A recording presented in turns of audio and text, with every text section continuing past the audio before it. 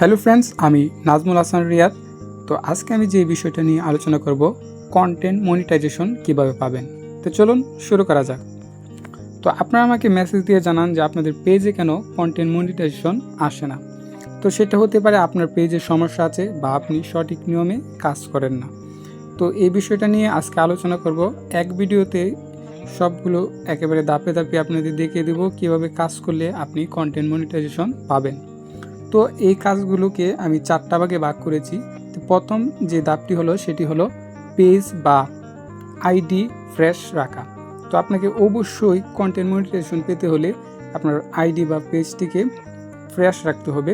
তো কিভাবে ফ্রেশ রাখবেন বা আপনার পেজে সমস্যা আছে কিনা কিভাবে দেখবেন, তো চলুন শুরু করা যাক। প্রথমে যেটা করবেন, এই 3 ডট মেনুতে একটা ক্লিক করবেন। ক্লিক করার পরে আপনারা যেটা করবেন, প্রোফাইল স্ট্যাটাস এখানে একটা ক্লিক করবেন। তারপরে দেখবেন যে আপনার এখানে কোনো সমস্যা আছে কিনা। যেরকম দেখেন এখানে একটা সবুজ চিহ্ন আছে, তার মানে পেজটা ঠিক আছে। আবার এখানে দেখেন যে রিকমেন্ডেশন অ্যাক্টিভ আছে, মনিটাইজেশন অ্যাক্টিভ আছে, তার মানে এখানে কোনো সমস্যা নেই, এই পেজটি ফ্রেশ আছে। যদি আপনাদের এখানে কোনো সমস্যা থাকে তাহলে আগে ওইগুলো সমাধান করতে হবে। তো আপনাদের এখানে যদি সমস্যা থাকে তাহলে অবশ্যই আমাকে স্ক্রিনশট দিয়ে পাঠাবেন। তো দ্বিতীয় বিষয়টি হলো কন্টেন্ট কোয়ালিটি, অর্থাৎ আপনি ফেসবুকে কোন ধরনের কন্টেন্ট আপলোড করবেন। তো আমি দেখিয়ে দিচ্ছি। প্রথমে আমার ভিডিওতে ঢুকলাম। ভিডিওতে দেখেন যে সকল ভিডিও আছে সবগুলো কিন্তু নিজস্ব। তো আপনারা চেষ্টা করবেন নিজস্ব ভিডিও দেওয়ার জন্য। ডাউনলোড দিয়ে কোনো ভিডিওই ছাড়বেন না, কোনো ছবি ছাড়বেন না, তাহলে কিন্তু আপনারা পার্টনারশিপ মনিটাইজেশন পলিসি এটার মধ্যে আওতাভুক্ত হবেন, যার জন্য আপনাদের কন্টেন্ট মনিটাইজেশন ফেসবুক থেকে দেওয়া হবে না। কপিরাইট চেক, আপনারা ভিডিওতে মিউজিক ব্যবহার করেন, সেই জন্য কিন্তু এই ভিডিওটা আপলোড করার পরে কিন্তু দেখায় যে আপনাদের এখানে কপিরাইট এসেছে। তো আগেও কিন্তু আপনারা দেখতে পারবেন যে আপনাদের ভিডিওতে কপিরাইট আসছে কি না। তো এটা দেখতে হলে আপনাদের যেটা করতে হবে, মেটা বিজনেস এখানে প্রবেশ করে আপনারা এখানে আপনাদের ভিডিওটা আপলোড দেবেন, তারপরে দেখতে পারবেন এখানে কপিরাইট আছে কিনা।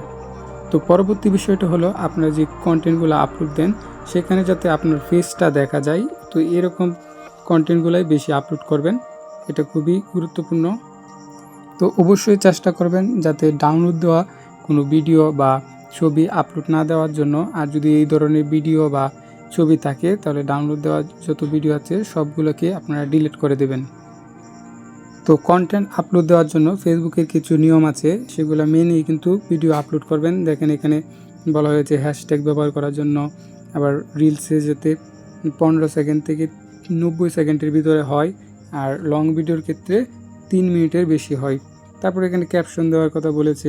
তারপরে যেটা একটা গুরুত্বপূর্ণ বিষয় সেটা আমি দেখিয়ে দিচ্ছি, এই যে এটা রেজুলেশন যাতে 720-এর বেশি হয়, ঠিক আছে।